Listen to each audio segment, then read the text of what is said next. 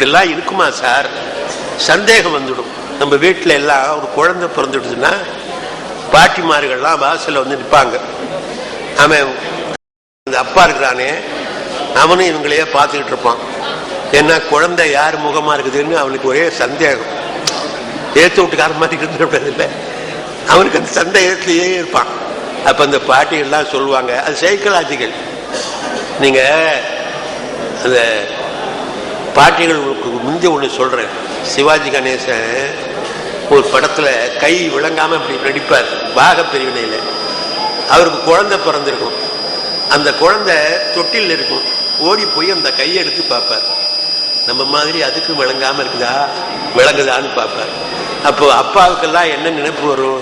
புள்ள யாரு மாதிரி இருக்குது அப்படின்னு ஒரு நினைப்பு வரும். பிறந்த அன்னைக்கே சொல்ல முடியுமா இது மாதிரி இருக்குதுன்னு? 3 மாசத்துக்கு ஒரு தடவை முகம் மாறிக்கிட்டே இருக்கும். ஆனா அந்த பாட்டிமாரெல்லாம் என்ன சொல்லுவாங்க, போகும்போது வெளியில அப்பனையே உரிச்சுக்கிட்டு பிறந்திருக்குதும்பாங்க. இது அவன் காதுல விழும். ஓஹோ, அவங்களே சொல்லிட்டாங்க, அப்ப நம்ம மாதிரி தான் இருக்குது, நம்ம சந்தேகப்பட வேண்டாம் அப்படின்னு நினைப்பான்.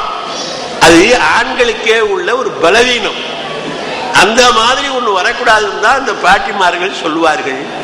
ஆனால் அப்படிப்பட்ட ஒரு சந்தேகங்கள் எல்லாம் இருக்கிற காலத்தில் தசரதனை போலவே அந்த குழந்தை இருக்கிறது என்று கம்பன் எழுதியதும் வால்மீகி எழுதியதும் அற்புதமானவை. நம்முடைய சிவாலயங்கள்ல ரிஷபம் வேணும்னு நினைப்பாங்க. ரிஷபம் வேற, காளமாடு வேற. அப்ப ரிஷபம் காளமாடு இல்லையா சார்னு கேட்கக்கூடாது. ரிஷபம் காளமாடு தான். ஆனா காளமாடெல்லாம் ரிஷபம் இல்லை. சரியா போச்சுங்களா? ரிஷபம் காளமாடு, காளமாடெல்லாம் ரிஷபம் அல்ல. காளமாட்டுக்கும் ரிஷபத்துக்கும் ஒரு வித்தியாசம் இருக்குது. கோயில்ல போய் நந்தியை பாருங்க, இந்த கழுத்துக்கும் முதுகுக்கும் இடையில ஒரு பெரிய தசை பிண்டம் இருக்கும். அவ்வளவு பெருசு. அந்த அதுக்கு திமில்னு பேரு. அந்த திமில் இருந்தாதான் அது ரிஷபம். அது இல்லைன்னா அது வண்டி மாடு, காளமாடு அப்படிதான் சொல்லணும். இந்த ரிஷபம் வேணும்னு சிவாலயங்கள்ல பழைய காலத்தில் நினைப்பாங்க. இது போய் எங்கேயாவது கடையில வாங்க முடியுமா ரிஷபத்தை? ரிஷபம் தானா பிறக்கணும். அதுக்கு என்ன பண்ணுவான்? ஒரு காளைய பசுவோட சேரும்படி செய்வான். இங்க கால்நடை மருத்துவக் கல்லூரி பேராசிரியர் இருக்கிறார், அவரை வைத்துக் கொண்டு சொல்றேன். அந்த பசு ஒரு காளமாட்டோட சேரும். அப்போ அந்த பசு பார்க்கிறா போல ஒரு ரிஷபத்தை நிறுத்தியிருப்பான். இந்த உணர்வில், இன்ப உணர்வில் அது பார்க்குது பாருங்க. பார்ப்பது ரிஷபமாக இருந்தால் பிறப்பது ரிஷபமாக இருக்கும். இது நம்முடைய முன்னோர்கள் கற்றுக் கொடுத்த ஒரு விஷயம். எத்தனையோ ஜீன்ஸ் இருக்குதுங்க காளமாட்டினுடைய அந்த சாரத்துல. அதுல ஒரே ஒரு ஜீன்ஸ் தான் ரிஷபம். அந்த ஒரு ஜீன்ஸ் எதுன்னு கண்டுபிடிச்சிட்டு பாருங்க அந்த பசுமாடு.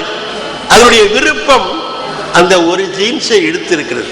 ஆக விருப்பத்தினால் ஒன்றை பெறலாம், பெற முடியாததை பெறலாம்.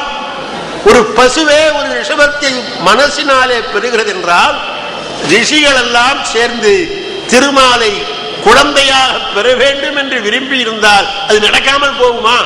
அதை யோசனை பண்ணு. ஆகையினால் வந்திருப்பவன் திருமால் தான். அது மட்டுமல்ல, ஒரு வேடிக்கை, ராமாயணத்துல 19,000 ரிஷிகளை பார்க்கிறான் ராமன். ஒருத்தட்டியாவது போய் நான் தான் தசரதனுடைய பிள்ளைன்னு அவன் சொல்லவே இல்லைங்க. அவங்களுக்கே தெரியுது இவன் தசரதனுடைய பிள்ளை அப்படின்னு. இவனை பார்த்த உடனே அவர்கள் நினைக்கிறார்கள் திருமாலுடைய அவதாரம் என்று நினைக்கிறார்கள். அவன் நான் இந்த ஊர்ல பிறந்த, எங்க அப்பா பேர் என்னது அப்படின்னு எங்கேயும் அவன் சொல்லவே இல்லை. ரிஷிகள்கிட்ட மட்டுமல்ல, இந்திரன் வந்திருக்கிறான், இந்திரன்கிட்டயும் அவன் சொல்லல. ஆனால் அவர்கள் தெரிந்து கொள்ளுகிறார்கள். அது எப்படின்னு ஒரே ஒரு இடத்தை சொல்றேன். ஒரு பெரிய முனிவர், பரத்வாஜர்னு பேர். அவரு திரிவேணி சங்கமத்திலே வாழ்ந்தவர். திரிவேணி சங்கமத்துக்கு ராமன் வருகிறார். குகன் இந்த கங்கையினுடைய கிழக்கு கரையில அவனை ஏற்றி மேற்கு கரையிலே விட்டு விட்டார். அங்கிருந்து ஒரு 5 கிலோமீட்டர் நடந்து வந்தாதான் பரத்வாஜர் ஆசிரமத்துக்கு வர முடியும். அவன் வரப்போகிறான். இவர் ஆசிரமத்தில் இருக்கிறார். காலையில எழுந்து இப்படி யோகம் பண்ணிட்டு இருந்த பரத்வாஜருக்கு முகம் பிரகாசமா இருக்கு. இந்த சிஷ்யர்கள்லாம் பார்க்கிறார்கள்.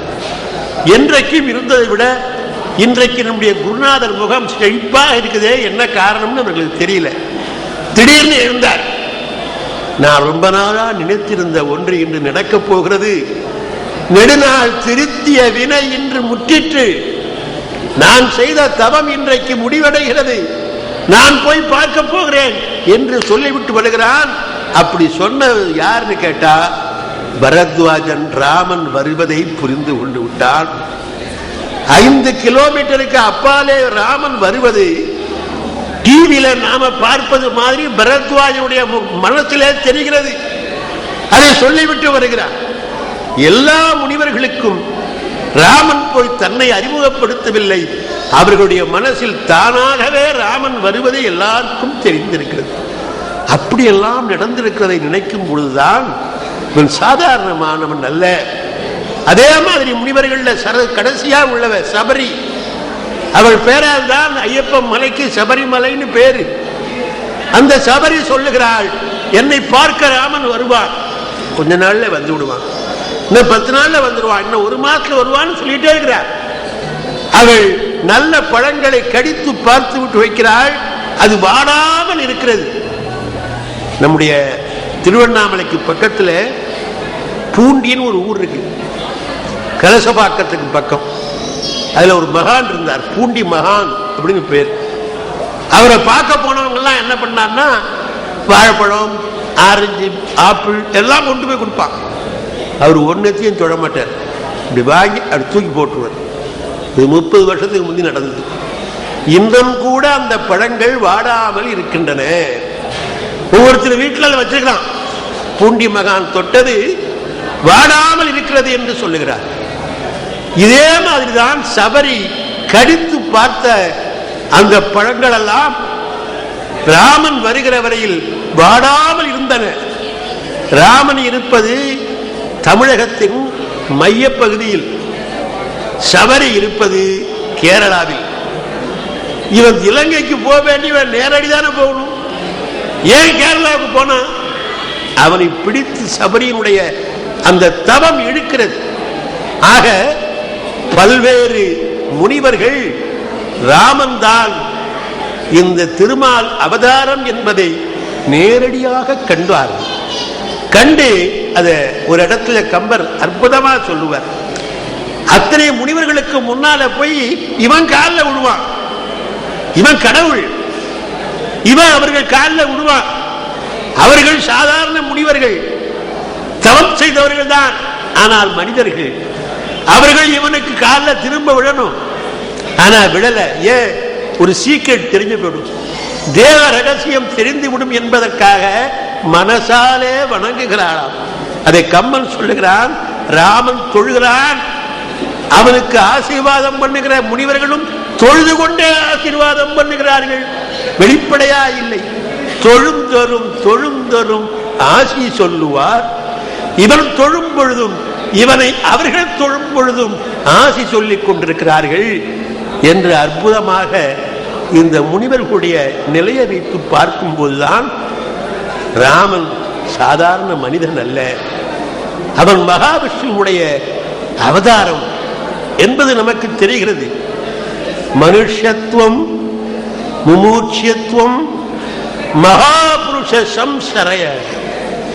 ஒரு மனிதனாக பிறப்பதற்கும், ஒருவன் மோட்சத்தை விரும்புவதற்கும், ஒரு மகாபுருஷனுடைய அருளை பெறுவதற்கும் சாதாரணமான தவம் போதாது. இறைவனே வந்து நேரடியாக அருள் செய்தால்தான் அதை பெற முடியும் என்று ஆதிசங்கரர் சொல்லுகிறார். ஆக அதையே ஒரு கடவுள் வந்து ஆசீர்வாதம் பண்ண வேண்டும் என்றால் ஒரு மன்னனின் மகன் 19,000 ரிஷிகளுக்கும் யார் என்று தெரிந்து கொள்கிற அளவுக்கு நடந்திருக்கிறான் என்பதை பார்க்கும் போதுதான் அவன் வெறும் மனிதன் அல்ல, அவன் கடவுள் அவதாரம் என்பது நமக்கு தெரிகிறது. இந்த நேரத்தில் ஒன்றே சொல்லி இதை முடித்து விடுகிறேன். பெருமாள் நான் வந்து பிறப்பேன்னு சொன்னாலே பிறக்க முடியாது சார். இப்ப நாம இங்கிருந்து டிக்கெட் வாங்கிட்டு சிங்கப்பூருக்கு போக முடியாது. சிங்கப்பூர் கவர்மெண்ட் நமக்கு விசா தரணும், அது கொடுத்தாதான் நம்ம போக முடியும் இல்லைங்களா? அது மாதிரி மகாவிஷ்ணு நினைச்சு விட்டாரு இங்க வர்றேன்னு. ஆனா இங்க இருந்து ஒரு விசா போகணும். யாராவது ஒரு முனிவன் இவன் வருவதற்கு முன்பே இதை சொல்ல வேண்டும், சொன்னால்தான் அவனே வர முடியும். அது நடக்குது பாருங்க.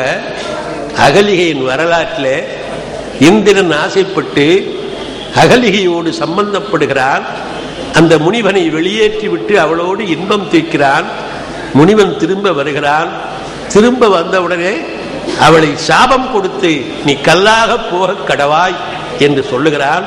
சொன்ன உடனே அவள் கேட்கிறாள், எனக்கு விமோச்சனமே இல்லையா அப்படின்னு கேட்கிறாள். அப்பொழுது சொல்லுகிறான், தசரதனுடைய மகன் ராமனுடைய கால் தூசிப்பட்டு நீ பெண்ணாவாய் அப்படிங்கிறான். அப்ப ராமன் பிறக்கவே இல்லை. ராமன் பிறப்பதற்கு முன்பு நடந்தது இந்த அகலிகை வரலாறு. அந்த முனிவன் ஞானத்தாலே சொல்லுகிறான், தசரதனுக்குன்னு ஒரு பிள்ளை பிறக்க போகிறான், அவன் கால் தூசி பட்டுத்தான் நீ பெண்ணாவாய் என்று விமோசனம் தருகிறான். இதுதான் விசா. ராமன் பிறப்பதற்கு விசா கொடுத்தவன் யார் என்று கேட்டால் கௌதம முனிவன். அந்த வகையில் இங்கிருந்து ஒருவன் அவன் வர வேண்டும் என்று விரும்பினார் அல்லது கடவுளும் கூட இங்கு பிறக்க முடியாது. ஆகையினால் நம்முடைய புண்ணிய கதைகளில் மிகச்சிறந்த கதை ராமாயணம்.